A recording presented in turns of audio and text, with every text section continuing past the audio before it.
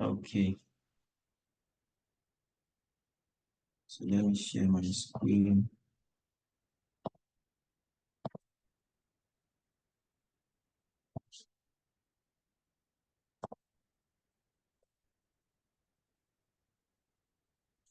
Okay, can you all see my screen? Yeah. Okay, thank you.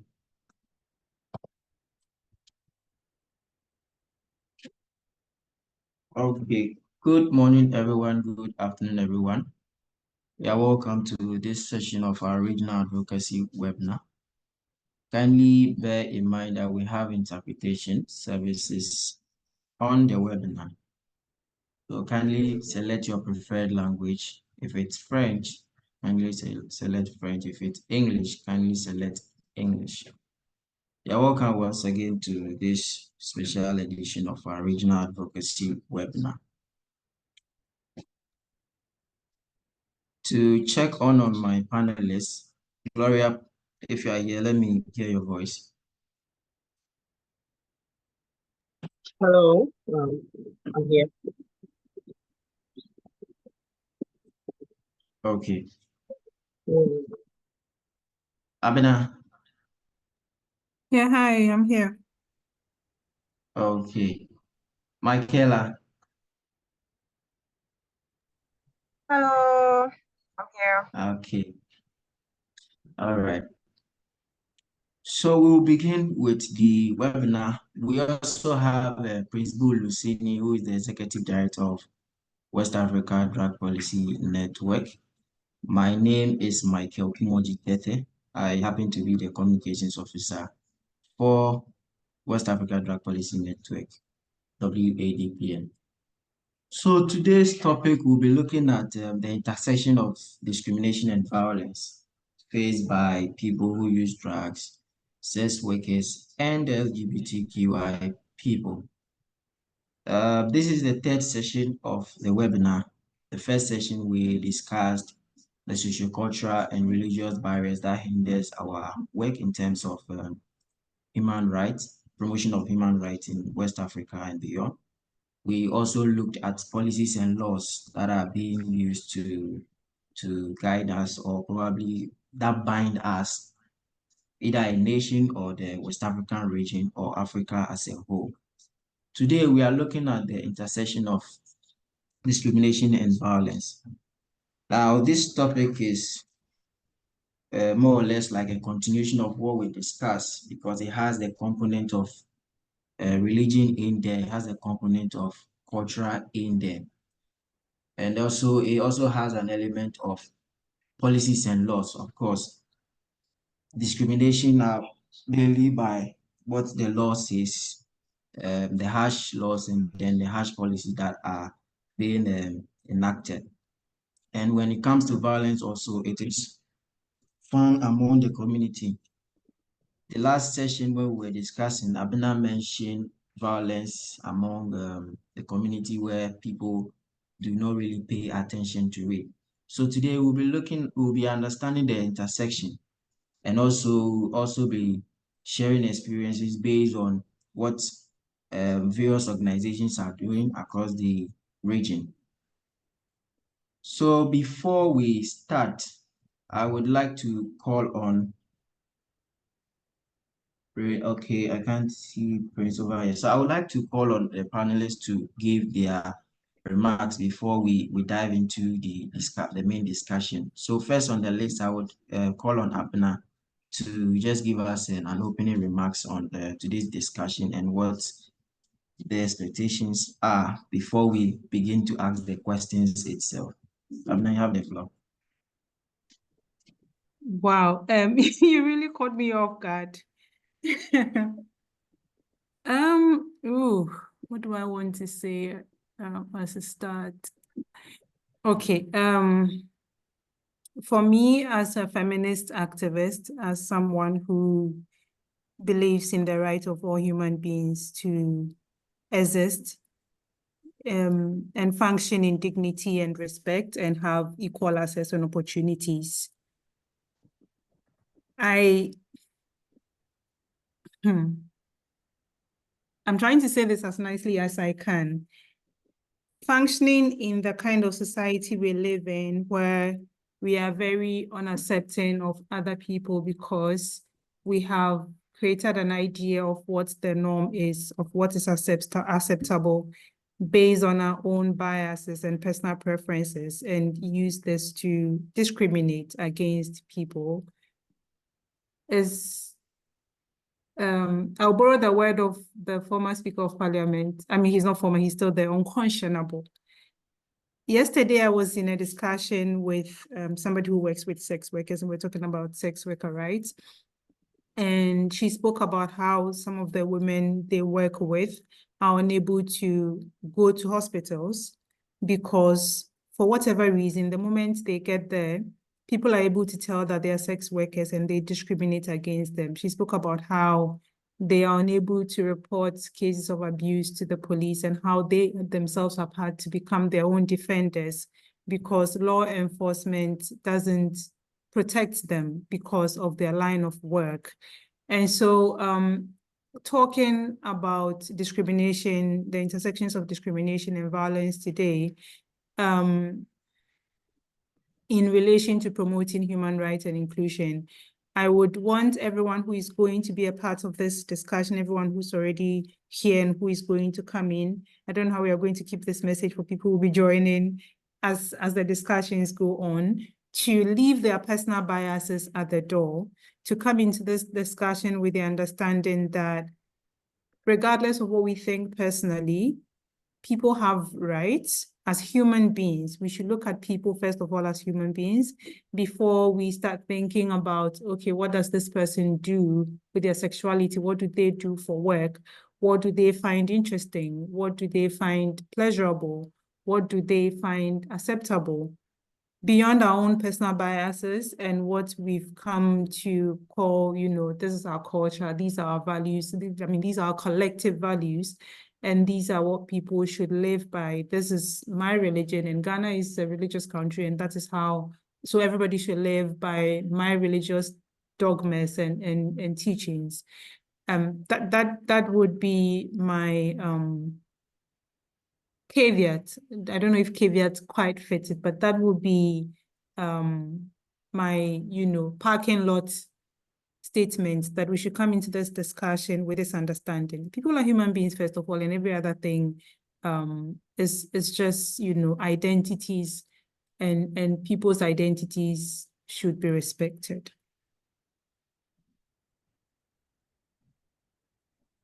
All right. Thank you very much, Abina. So Abina is the Executive Director for Yebe to Me initiative. She's also a media development professional. She's an activist who is championing for menstrual health. And she has been in the space for over 10 years. So thank you, Abna, for the opening remarks. I think I have to do this before we move to the next speaker. So we also have Michaela Jetty, who happens to be the co-director for Drama Queens. She has also been leading the youth in terms of finding their voices and to be able to get their story on track. So Michaela, if we can also hear from you.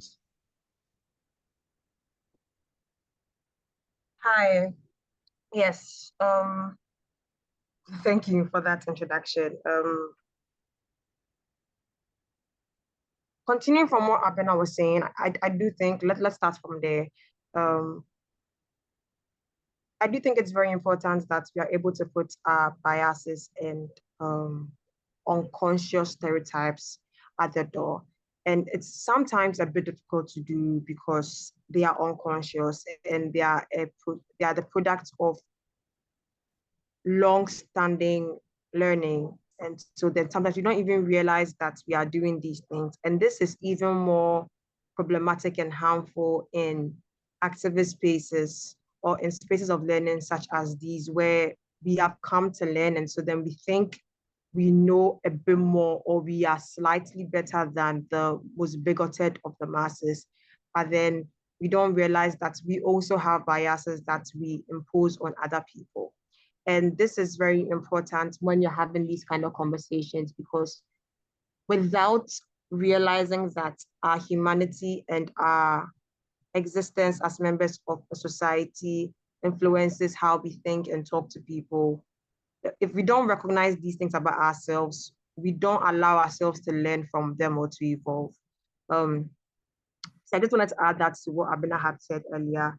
But yes, my name is Michaela and I work with Drama Queens. I think at this point, talking about the work that I do is very synonymous to talking about the work that Drama Queens does. And one of the ways I like to describe our work, and by extension, my work, is that we mobilize resources. We are very passionate about making resources available to other people and negotiating spaces of learning. So it's a lot of conversation, it's a lot of dialogue, it's a lot of discourse to understand why we think the way we think about certain things and about how we can help people on their journeys of change, but also even provide resources so that other people can start and be on their respective journeys of change as well. Yeah. My network is not very stable. I hope all I said was audible. Yes, it was audible enough. It was audible enough. Okay. So we move to our next panelist, Gloria Kwe. Gloria Kwe is also a human rights defender and a feminist. She has also been in the space of being a voice for the minority, protecting their rights, and also the interest of advocating for minority due to unfair and lack of opportunity. So Gloria, can we hear from you, please? Okay, thank you very much, Michael, and greetings to everyone. I just want to ask a little permission. I have a 2-year-old boy I'm babysitting right now, so just in case it makes some noises at the background, I want to apologize for that, but I'm pardoned. It just happened in front and I have to just babysitting today. So, with regards to the conversation we would like to have today, my concern that I want to share within the space has to do with language justice, because we realize that when we look at the languages, we have the official languages that maybe the African Commission works with, but then we understand that as Africans, we have our local dialects that we speak with, dialects that we deal with, and then these issues are not very well spoken about oftenly, because maybe we feel that everybody is mandated, to get the official languages that, sorry, the specific countries within Africa are working with. But then it's one of the intersections that we have, and also a barrier, because it prevents people from speaking out their issues. It prevents them from really expressing themselves when they face violence or when they face discrimination. And when we look at the fact that most of the concerns are not really taken to the rural communities or the indigenous persons, but then we always like to focus around the same circles, which is the urban and semi-urban areas. It's very worrying and problematic. So I just hope that through this conversation, as we are promoting human rights and inclusion, economic inclusion, then we need to try and lay down our recommendations as well towards these petty issues that we usually overlook at, with the excuses that any one of us could do. And as a human rights activist who works for the sexual and gender minorities, my concerns when it comes to violence is very alarming, because the representation that these minority communities have is very low. Sorry. Okay, so I think it's low. So please, let's try and put our focus through these events as well. Thank you very much. I'm sorry for the distraction. Okay, thank you, Gloria. So I think we are kind of behind time. So what we'll do is we just move straight forward to the conversation. But then if colleagues also have any questions or comment that they would want to ask, kindly use the hand raise button. I would call you to make that. So quickly, so that we move into the discussion, I'll start with Abna. It looks like today you'll be leaving us early, so most of the conversation would have to start with you so that you can take your leave. So, I mean, the question that I have now is, how do intersecting forms of discrimination and then violence impact the lives of people who use drugs, sex workers, and LGBTQI? With your experience working with the minority, what are some of the impact? Yeah, so I thank you for the question, Michael. Earlier on, I think I touched on that Hello, briefly. Abna. Oh, yeah, can you hear me? Yes. Okay, thanks. Michael, can you hear me now?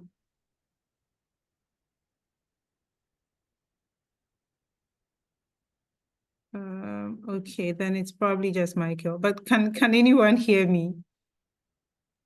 Oh, okay. Yes, I loud think and clear. you've not Yes. selected the interpretation option, so those on the English channel might not hear what you are saying. Okay. Okay, am I audible now to everyone? Yes, you are. Awesome. Yeah, so I was saying earlier that I briefly touched on that in my opening remarks. I haven't worked with people who use drugs, so I can't speak to the facts of how their lives are impacted by the discriminations that exist. But I have worked with queer people, and I have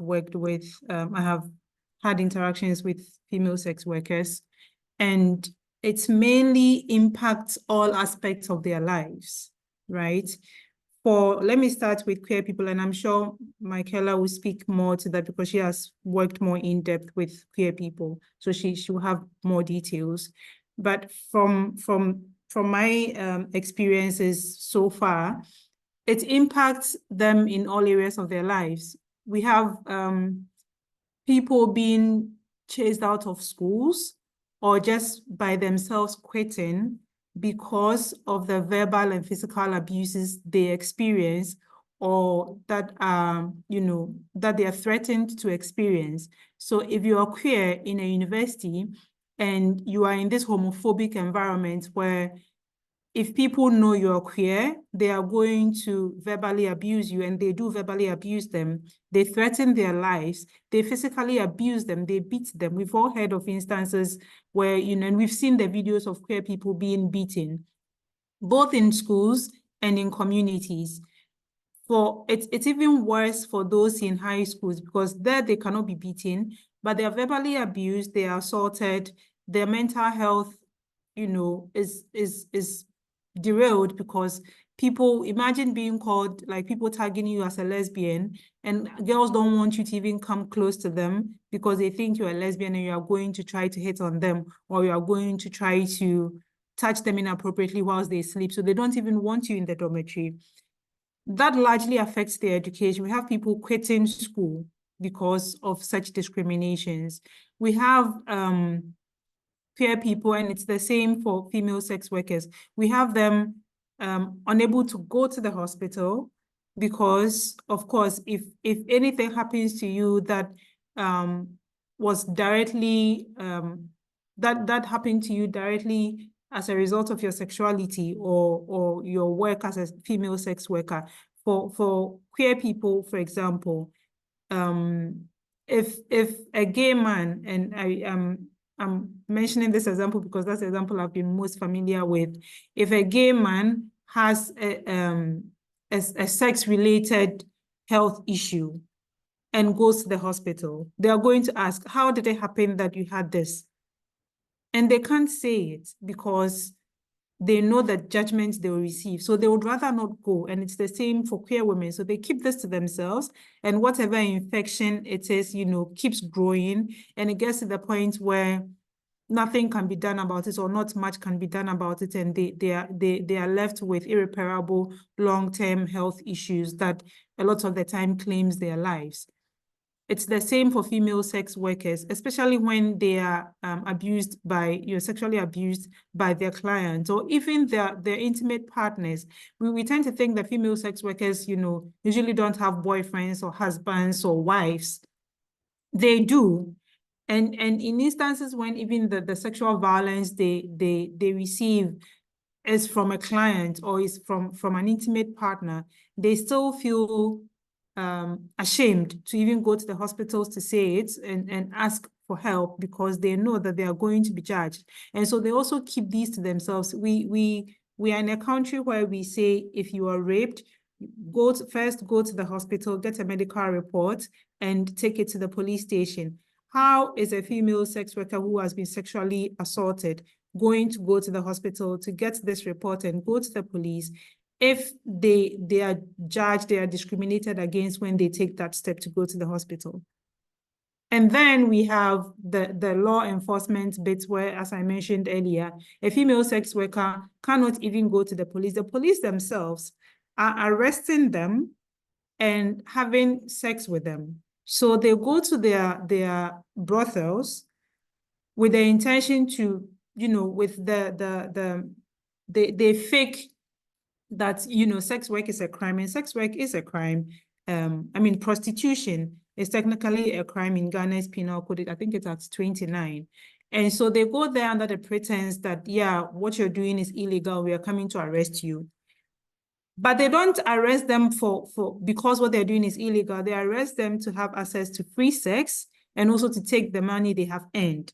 So they say, pay me, give me this. If you don't give me the money you have, I'm going to put you in prison. They take the money and they say, if I'm going to let you go, you have to have sex with me. And so the people who are supposed to be protecting female sex workers are themselves extorting them. So you and I have the freedom, and we are always all about, I have my right, I have right, I have rights. And so if anybody even slightly physically assault us, we boldly go to the police to report, and we know that this person is going to be arrested. But it's not the same for a female sex worker. So they are basically walking around with zero protection in a country where government has a social contract to protect them, but they don't. And so this is leading to deaths. They are dying. Female sex workers are being killed, and it's not even being reported in the media. And when it is reported, it's the headline and the whole story is so victim blaming in nature that, so they would always sound like, because she's a female sex worker, it's okay that this happened to her. They would always highlight the fact that this person that has been murdered is a female sex worker. And then everybody just, nobody cares if it's a female sex worker. If anything happened to any lady or any woman in this webinar, if somebody, and we've seen that a lot of the time when a woman gets murdered, there is a whole campaign on social media. We are angry, we are upset that the perpetrator should be found. If the person has already been found, there is this one of this, I think she was a teacher, is it Vera or something? I've forgotten her name. Every now and then it still pops up in the media, and we are all fighting that, the husband killed her, he should be jailed, he should be jailed. If it's a female sex worker, nobody cares. Even if it makes it to the news, nobody cares, because she's a female sex worker. And it's the same for queer people. If a queer woman is raped, and and that happens a lot because men think that, their genitals can cure queerness.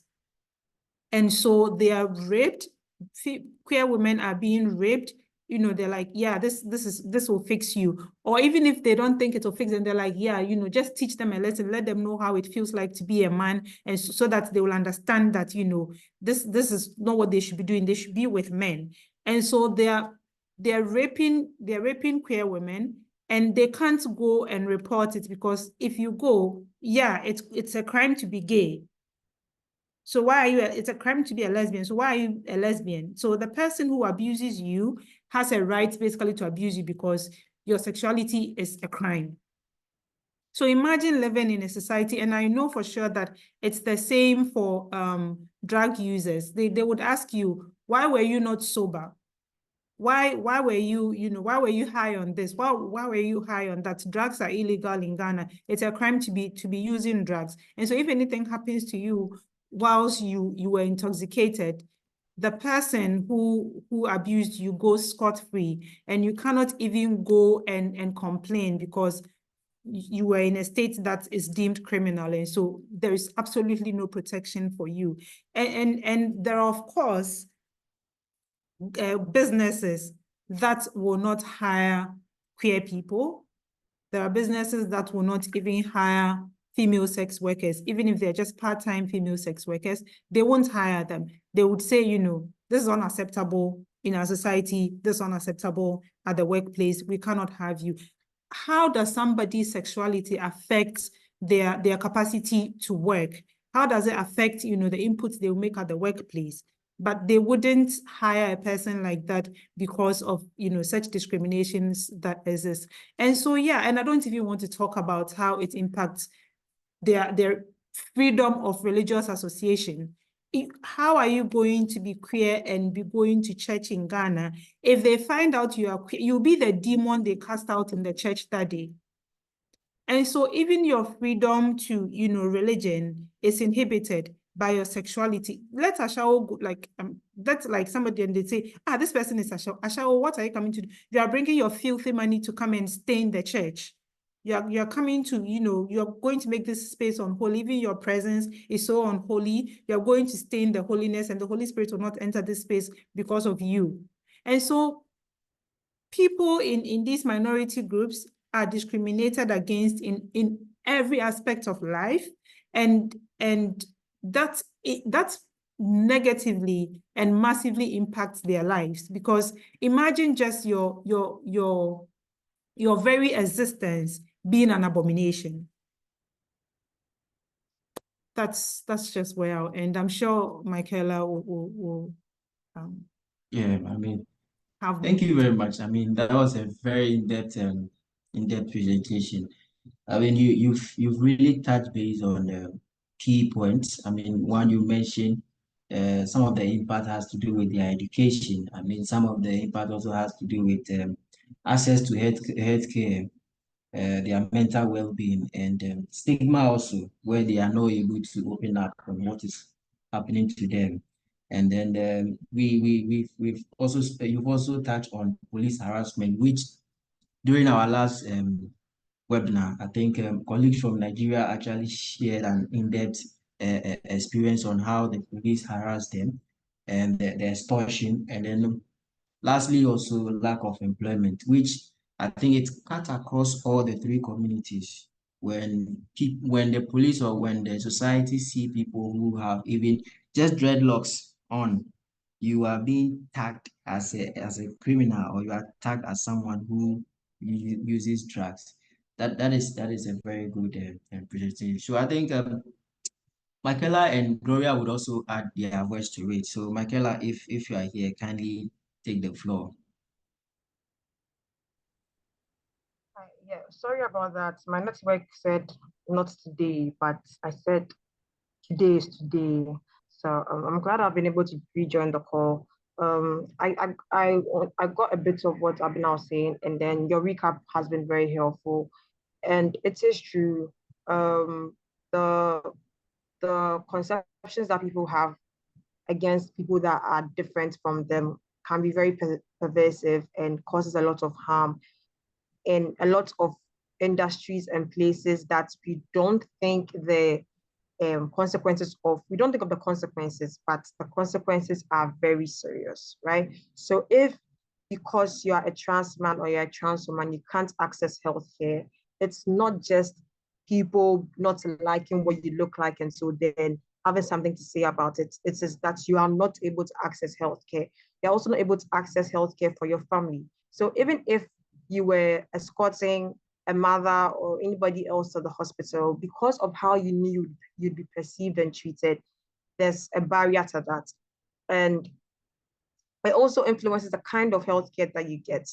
There are instances yeah, just influences the kind of healthcare that you get, and the medical biases and the things that happen to you, the way you are treated, the kind of medications that first off, we don't even have gender affirmative healthcare or systems that are responsive to the specific needs that the respective community members would have.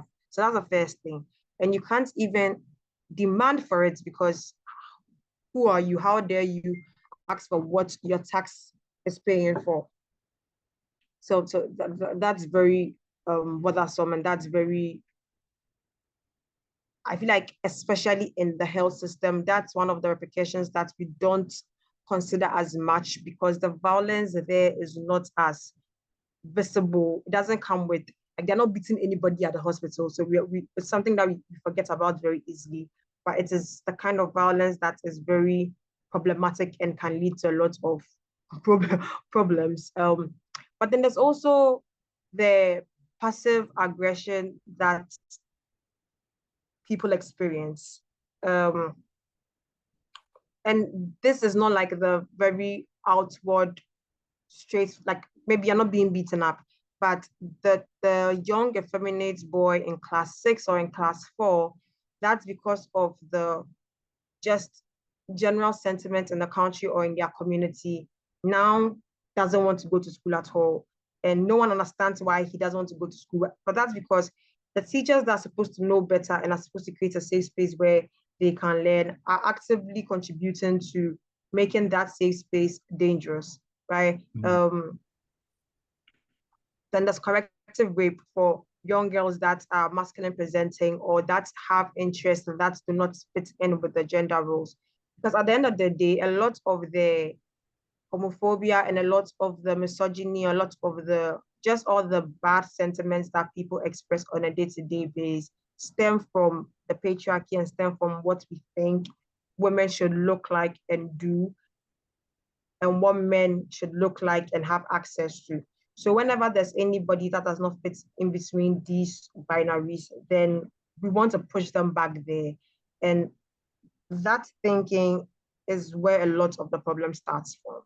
Because if as a teacher, as a doctor, as a pharmacist, as a mother, as just like the shopkeeper in the school, you've made it your life's mission to make sure that only girls play and pay, and that no girls are playing football. You are actively, without realizing it, but it's still a very active process. You are taking away from those children or those people a lot of access to opportunities and resources that we don't know how that's going to influence their lives. But what we do know is how, because they don't have that access and because they don't have those just like they don't have the space to exist and to be themselves, we can tell and we can see and we have evidence of how that lack of affects their development and their growth and affects their existence. Okay. Thank you very much. I think I will come to Gloria later because we are behind time. Abna will be leaving us, so we have to just push most of the questions to her, and then we'll come back to discuss that one later. So I mean, speaking about the impact, we've really, Michaela and Abina, you've really touched base on some of the basic things that happens. I mean, when it comes to what government is actually doing, what are some of the policies, we realize that there's that kind of reluctant attitude where some of the West African countries are even bringing out harsh policies and laws that are trying to take us back to what we've already started and what we are doing. I mean, talking about the other community, the drug community, there's some kind of progress. But when it comes to the LGBTQ and the sex work, there is that kind of more work to do. So, Abna, just I just want to know, and I'm sure participant would also want to know, are there any successful interventions that your organization, and this question also goes to Michaela, are there any successful interventions based on the community that you work in? And how are we going to, how are we effectively promoting this to make sure that we overcome the narrative? Do you mean successful interventions at the national level by government or by CSOs and other stakeholders? I think we can use all the CSOs, and then you can also focus on your organization. I mean, what you are doing, and then what you think can be done more. I mean, the government, well, we can't say they already have their position, because I mean, most of their parliaments passed the bill and the president accepts it. So you can take it holistically. Okay. So at our level at Yebetumi is an advocacy organization. And so a lot of our work has been advocacy based. So we are trying to, as much as possible, amplify the voices of queer women. We have joined the fight to ask for this very humiliating, if I should put it that way, and very discriminatory family values and what law to not be passed. And so, yeah, basically we've been doing the advocacy for female sex workers. We've been doing the advocacy and education and awareness creation that we are hoping would result in behavioral change. That is our goal, that's our objective, and those are our objectives, to amplify the voices of people in these communities. And we understand that we are privileged to be able to speak on these issues without attracting the same hatred, the same discrimination, the same threats to our lives as queer people or female sex workers would if they speak about their lived realities. And so we are taking advantage of this privilege to amplify the issues, to speak on the issues, to engage policymakers, to show up in discussions or spaces where these discussions are being held, and offer more progressive perspectives, because it's always a very homophobic, discriminatory kind of discussion that goes on in the private spaces, in the media, where people, almost everywhere where these discussions are had, it's always very one-sided, very discriminatory, very homophobic, very judgmental. And so we are, aside creating safe spaces for these conversations to be had, we have been getting into these spaces where these discriminatory, homophobic discussions are being held and offering alternative, progressive insight, with the hope that over time, people will come to understand the reality that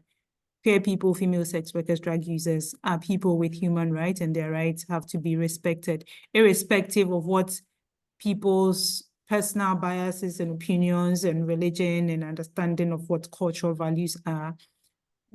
People would have that open mind.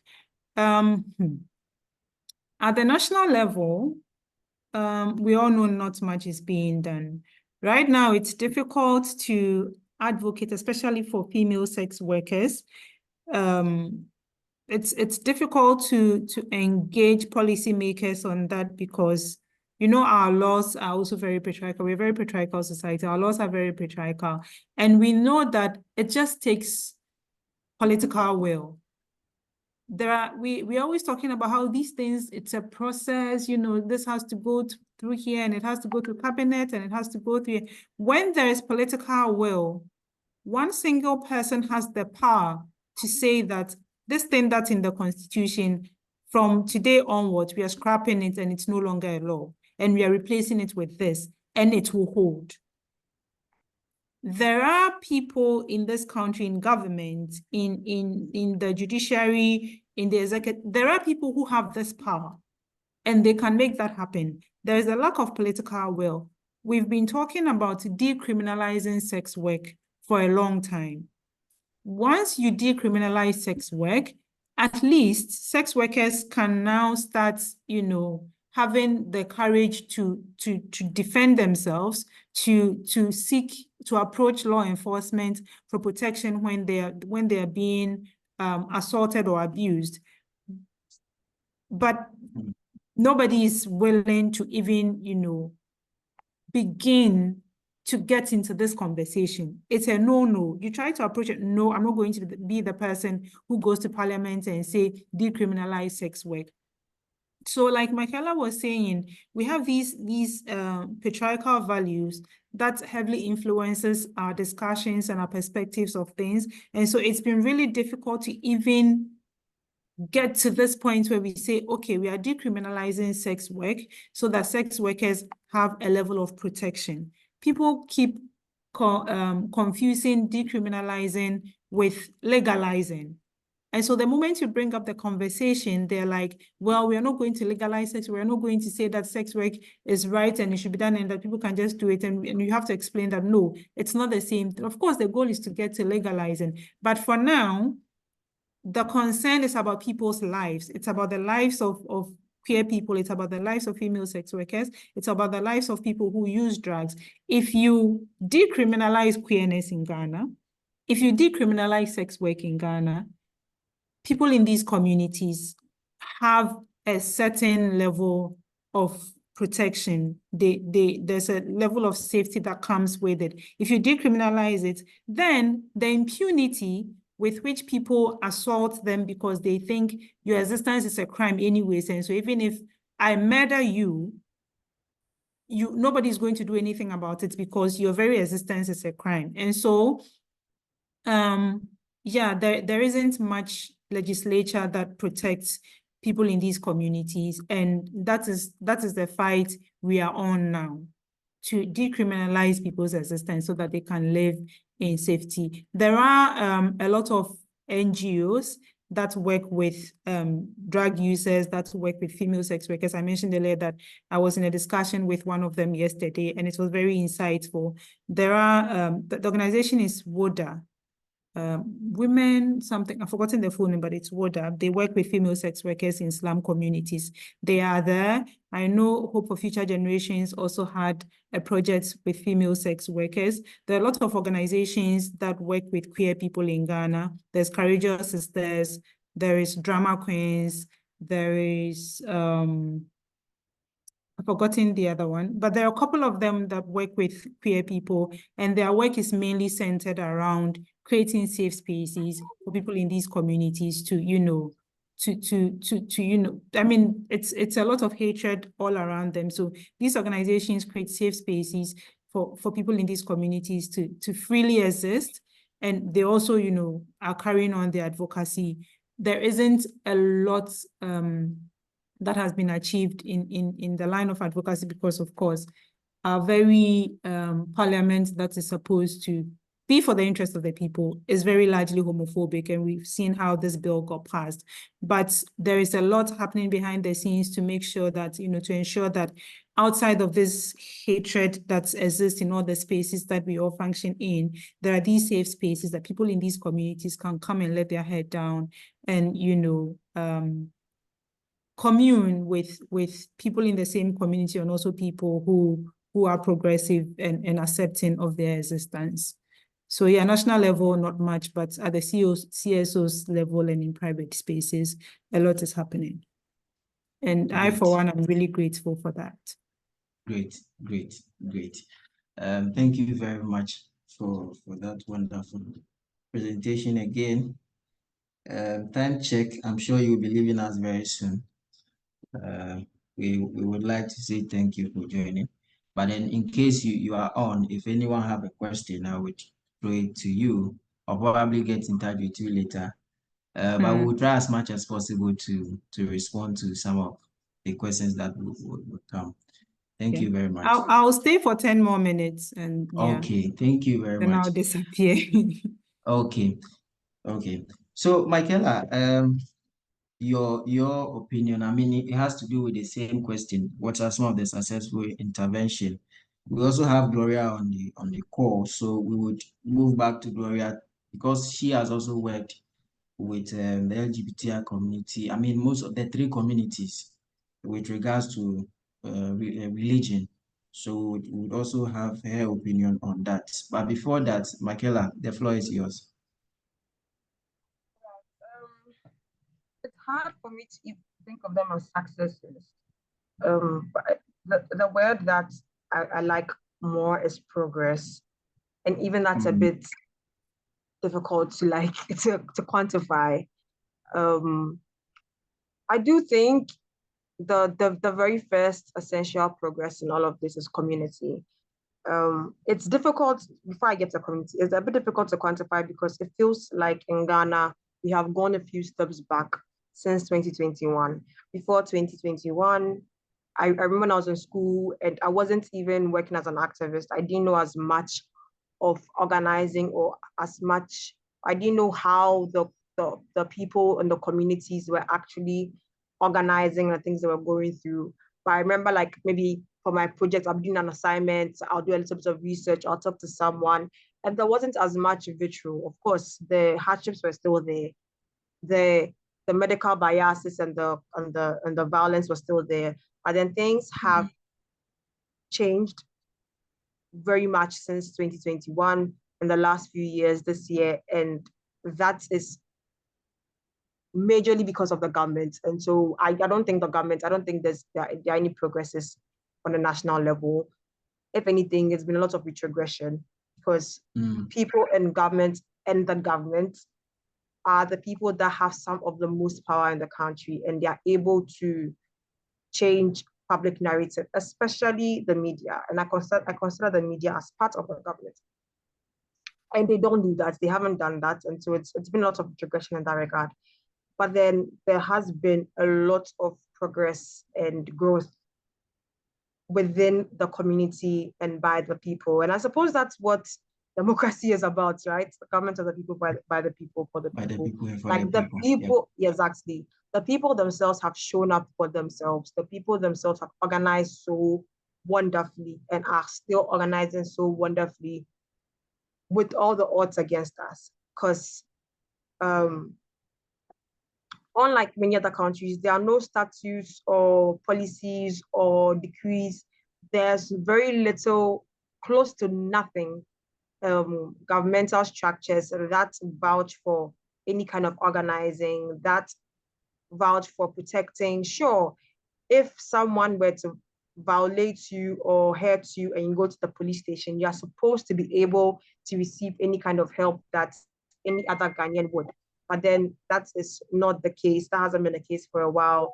There's instances where that happens, but again, that's not the case. So then the systems are not as helpful, but we have seen the community gather around and organize and show up for each other on a cross community level, on a crossing level. Like it's crossing a lot of boundaries. There's cross community, there's cross generational, there's cross religion, there's cross regional, there's cross national, even like on nation by nation level. And I suppose that's because the oppression that we are all going through is either the same or very similar. And so it's much easier to organize around ourselves. But it's not something that I take for granted because it's not an easy thing. And that's something that we are seeing a lot of, even having this call, where even the work that the organization does, where we're looking at separate groups who on an individual level, like the individuals in the groups might have, like there are queer people that are also sex workers that also use drugs, right? But then the communities by themselves are very separate from each other and they have separate needs as well. But because it's the same human beings and all of them, the needs merge.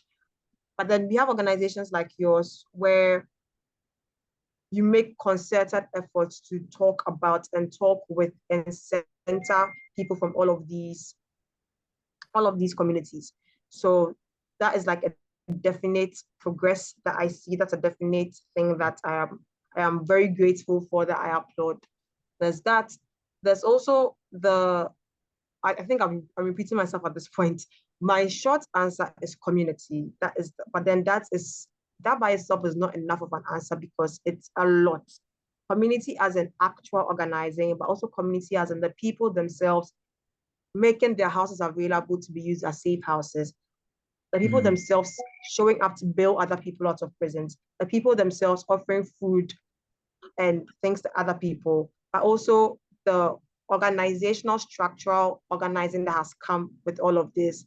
It's been a very, what's the word? It has done plenty. Like when you put water inside Gary, it's been an exponential growth in how the separate organizations and separate CSOs work, but also work with each other so that we are able to provide services and serve our respective communities at a higher, more exponential rate than we would have done if we were working by ourselves. And so there's that. On I feel like the question was a blow your horn kind of question.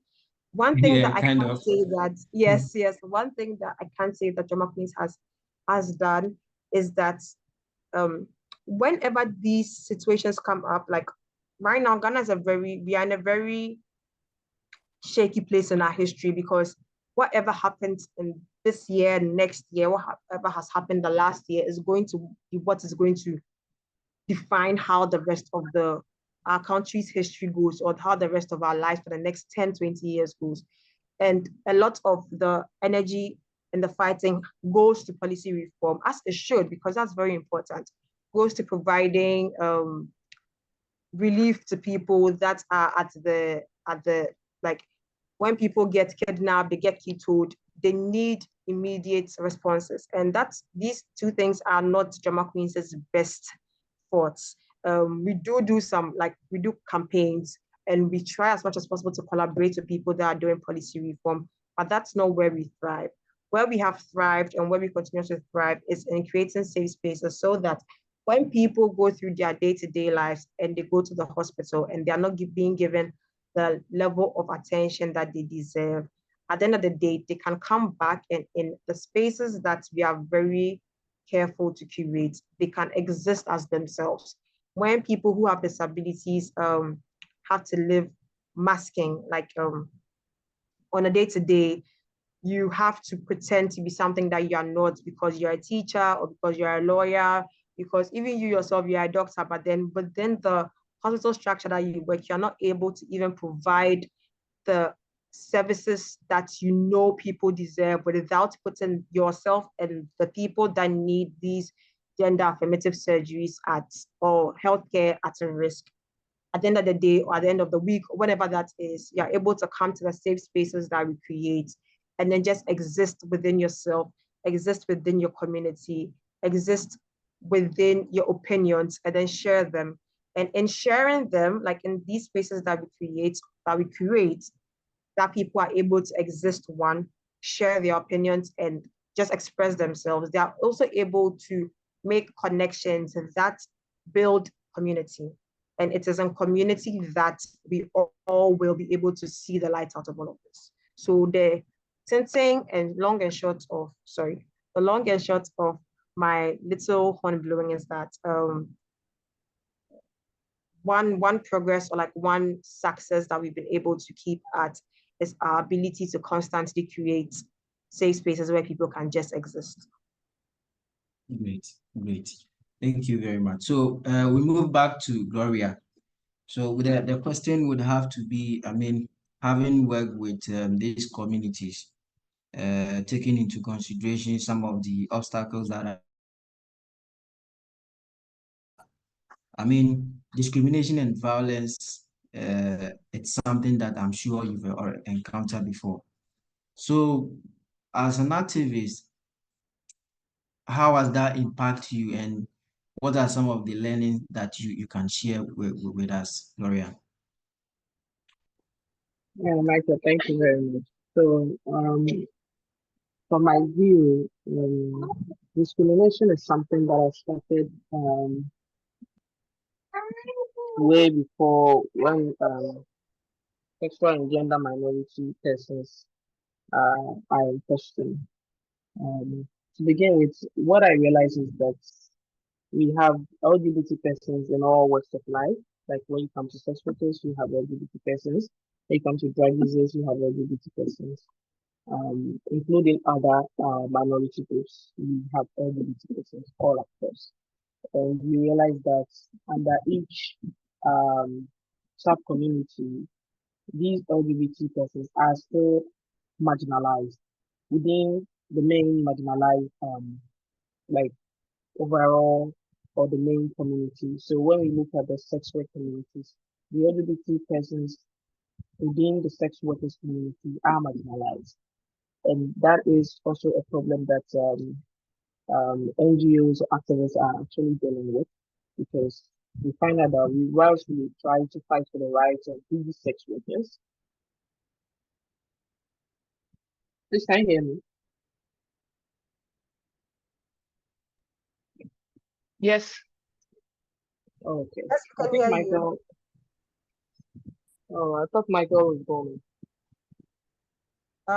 Yes, Okay. I think Michael might have dropped off the call, but then you are still very audible. Okay, thank you. So you realize that the LGBT persons are still marginalized even within the sexual communities.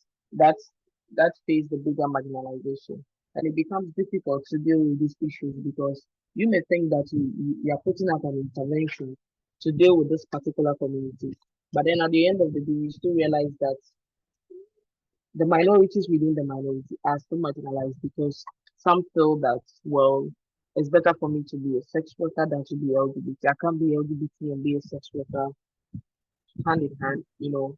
They feel like, why should people Hello. be like that? Yeah, Okay, you sorry, went off. I Are you lost back? my connection. Yes, Yeah. yes. Okay. Mm. But I hope you are done So, with your submission. not yet. Okay, I'll make it real carry quick. on. Yes.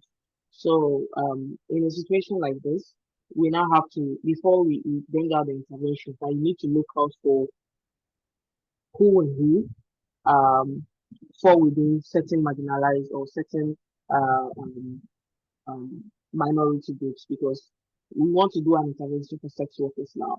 We do it generally, but then at the end of the day, when people come out to share their stories or to speak up, we realize that, oh, they are also part of the LGBT community, and this has become a worry. Same happens to drug users, and then even within the major LGBT community, because you find out that some, like the intersex persons or trans persons, they face more discrimination, even though the wider LGBT community faces discrimination, but these persons are also discriminated within the LGBT umbrella community.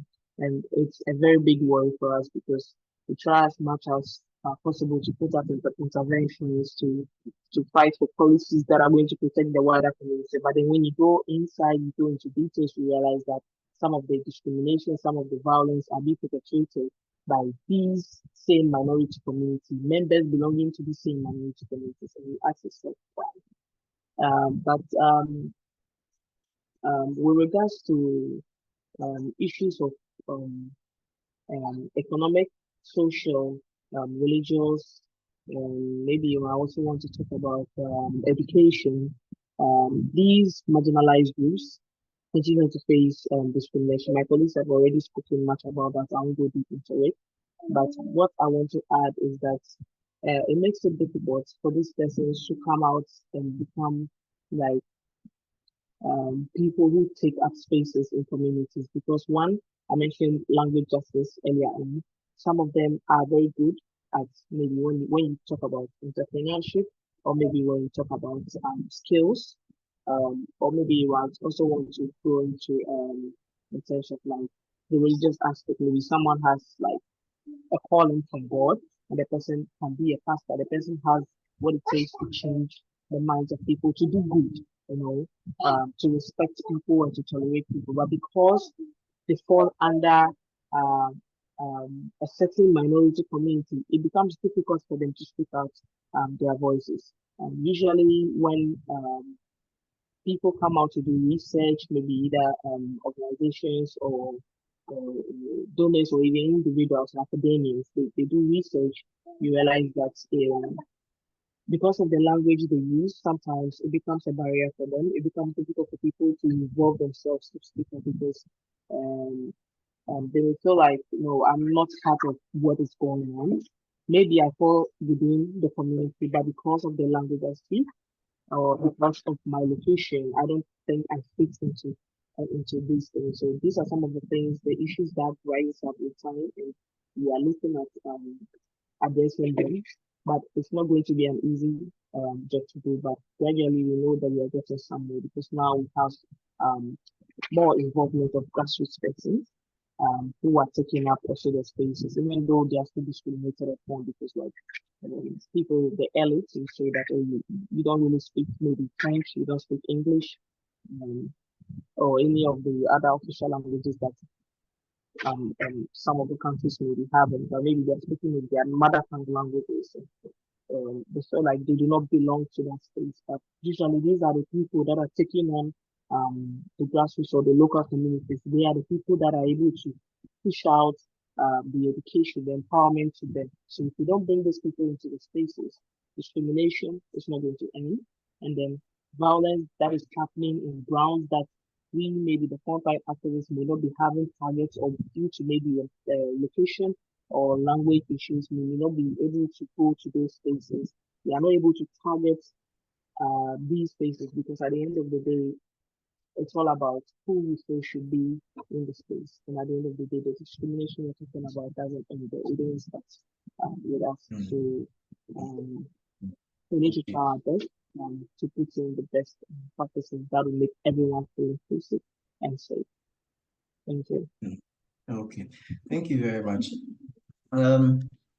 We quickly have to move to questions and comments. I'm sure participants who are on the call equally have comments or questions that they would want to ask. I would want to call on anyone who have questions or comments to just unmute themselves and then make their submission.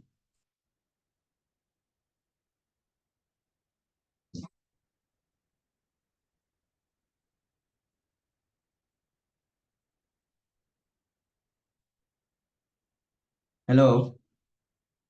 Hi.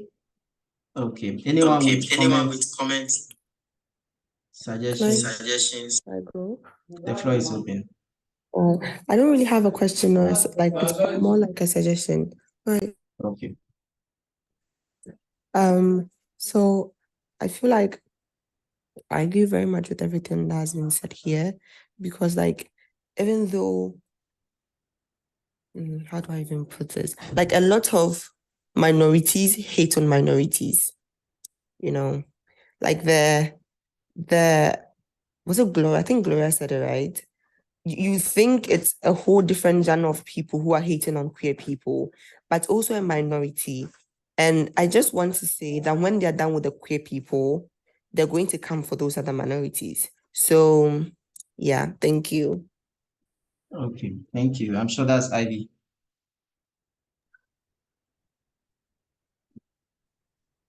Yeah, I will. Thank you. That's interesting. Thank you. And it's actually the South.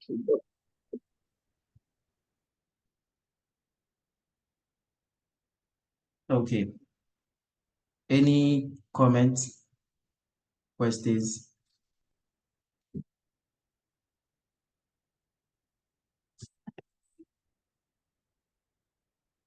Okay, today we would not want to use all the 2 hours. I think from the feedback we've gotten from participants, some said we've been using more time, so I think we would have to be within a time frame. So in the absence of any questions and comments, let me just come in. I think, thank you. Okay, Frank, you have the floor.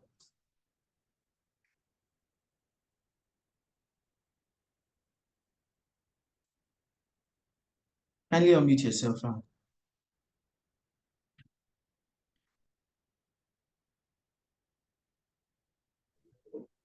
Hello? Yes, I can hear you, Frank. Hello?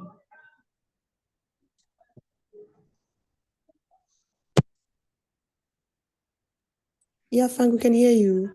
Ok, bonjour. Bonjour, comment ça va? Bonjour. Allô?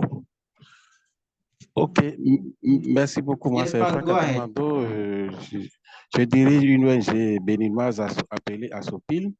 Et je voudrais faire constater et demander qu'est-ce qu'on peut faire pour organiser davantage les communautés dans leur conception de vie en communauté. Autrement dit, dans les mobilisations, dans les encadrements que nous avons en charge à l'endroit de certaines communautés, nous constatons des divisions, nous constatons des tiraillements, nous constatons des divisions énormes qui affectent tout le travail que nous déployons à leur endroit.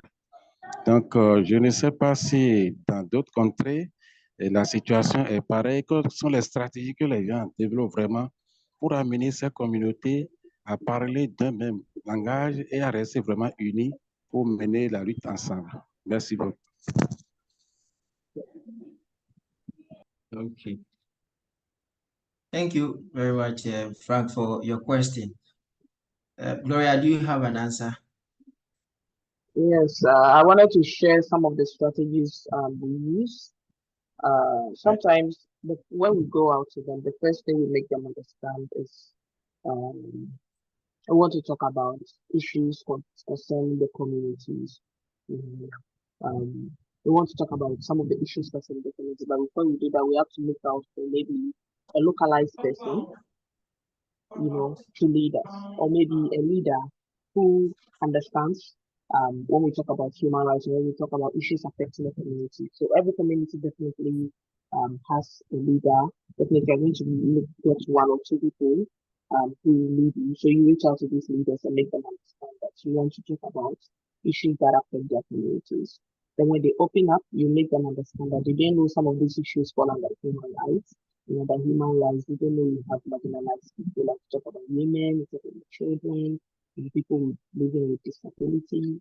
So when you start having those conversations with them, they tend to open up. Some of them, when you try to include the fact that want to talk about sex workers, drug users, LGBT persons, they close the conversation and they will not want you anymore.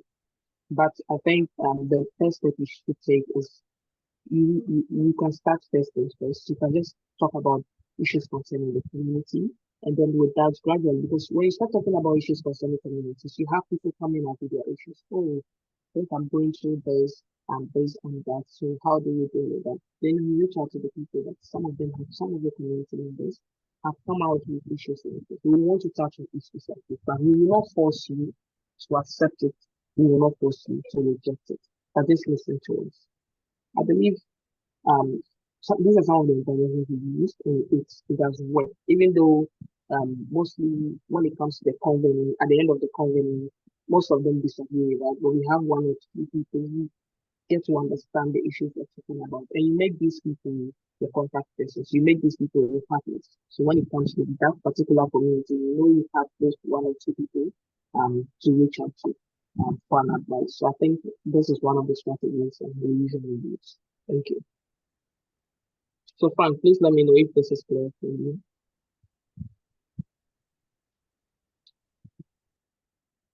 Okay. Thank you very much, Gloria. So I think that was well answered.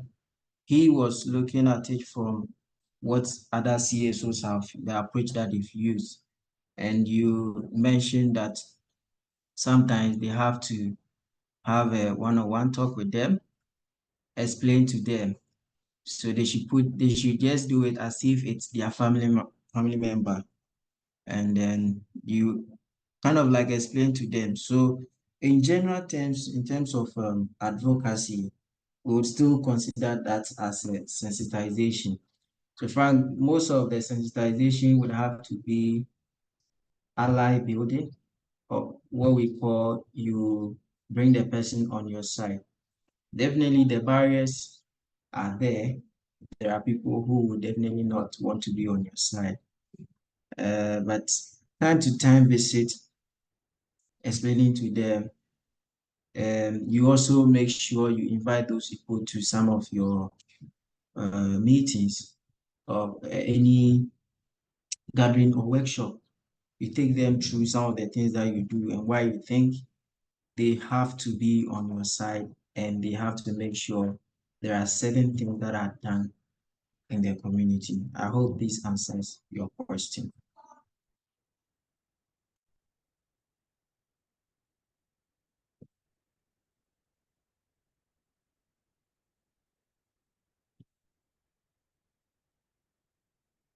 Okay. So that being said, the floor is still open for comments, questions. If you have any questions, comments.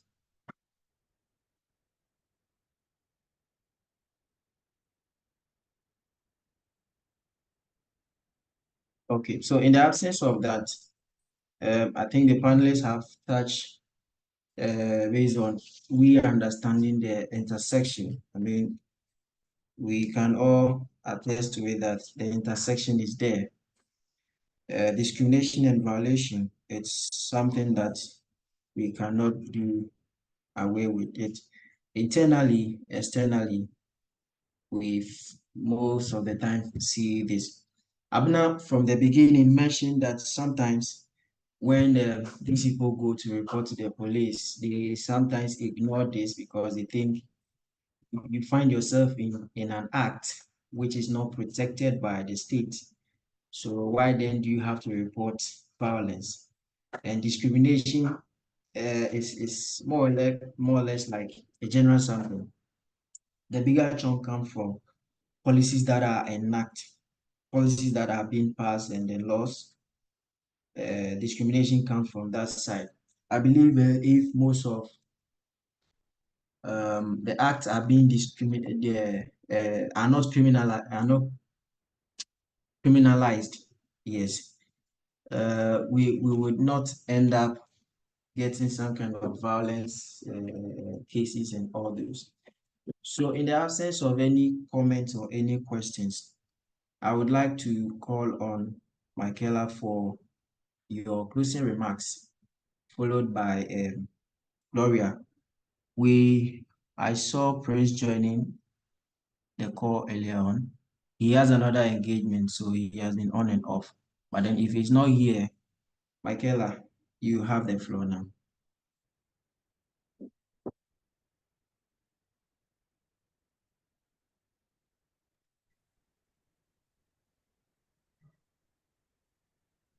Hi, could you repeat the prompt? Okay, so I was just calling for a closing remarks because based on participant feedback, we didn't want to go beyond Yes, our yes, yes, time. yes, yes. Yes, so just a Okay. closing remarks. I don't know this before. When the call started, I had in mind, okay, so the closing remarks be that whenever, first off, it's always good that we have these conversations and we have these platforms, because the more we talk about these things and the more that we center the communities that we are trying to understand and trying to help and trying to serve in the conversations, the closer we get to actually understanding them and the closer we get to providing or creating solutions that actually solve the issues that bother all of us. And one of the, okay, full stop. The next thing is about, it's when it comes to discrimination and violence, we have a very active role to play as individuals in it as well. And I'm just taking our minds back to the beginning of the conversation, where we mentioned biases and we mentioned the role that we play in society, but also that society plays with us. And I just want to end the call by saying that we all have an active role to play. And sometimes this active role can be in organizing as activists, but then it can also be as simple as being kind to the next person beside us, because we are not always able to identify which people are members of our communities or are members of certain key populations or anything of the sort. So it's always like the underlining base rule is being kind, but also to go out of our ways to try and understand communities that might seem very foreign from us. And as Anglophone Ghanaians or as Anglophone Africans, I just want to remind us that Africans are not just Anglophones. There's also Francophones, and within our respective countries and within our respective regions, there's people that, aside the minority groups they are in, also have to do with being different ethnic groups and are from different regions. And so they experience violence and discrimination in ways that might be slightly different from ours, but it does not invalidate the oppression or the violence that they face.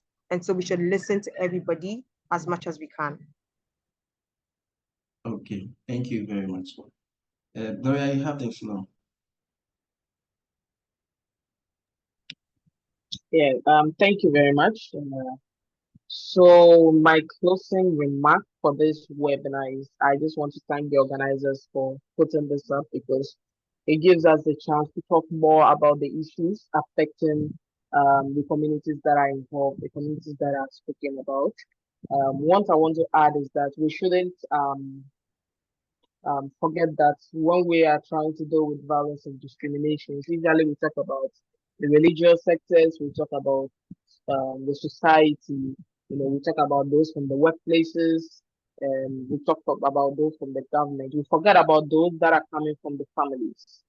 The families sometimes perpetuate these violence and discrimination because some families have built themselves, they've built their name.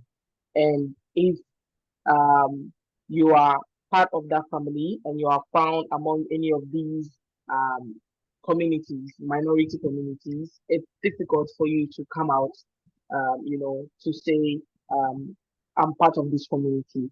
So at the end of the day, your rights are being trampled upon by your own family, and that is some of the things that we do not really mention, but the family is also a sector that we have to look at. Yes, we cannot always interfere into people's families, but then for the fact that human rights is involved, if we can look at the religious aspect, then we should be looking at the family aspect as well. I think I'll end with this. Thank you very much.